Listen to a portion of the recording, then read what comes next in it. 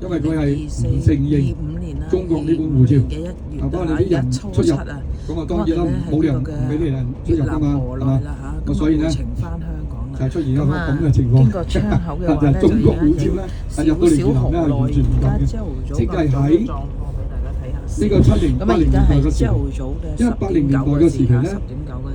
美國向越南係禁運㗎嘛，越南都係一個新嚟嘅，向越南禁運嘅，咁啊所以邊個美國公民美國護照入親嚟越南咧，你翻車就甩職㗎啦，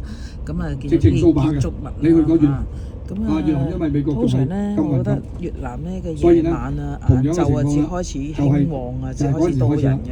嚇。咁啊，我呢個係我覺得啫嚇。咁啊，所以咧，而家趁咁早啊，影下啲街道啊，咁樣同大家分享下我哋世界各地唔同嘅地方嘅建築物啦，同埋嗰個環境啦咁樣嚇。咁而家咧都算個嘅河內市中心嘅都算係。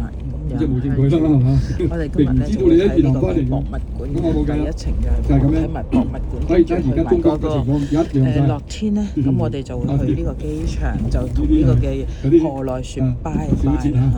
嚇。咁啊，2025年啊嚇，見到啊2025年啊嚇。呢個係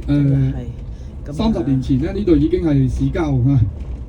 咁啊，當然啦，就係開發咗呢個新嘅地區，所以而家右手邊呢個咧就係一個大使館區，好多大使館咧其實喺呢度設立嘅，係1994年啊，94年就已經開始設立咗呢個大使館區。咁啊，當然啦，嗰啲係嗰啲細國家啦，好似嗰個文萊啊，一睇呢個好似個壺咁，有個香爐，個文萊啊，有啲非洲。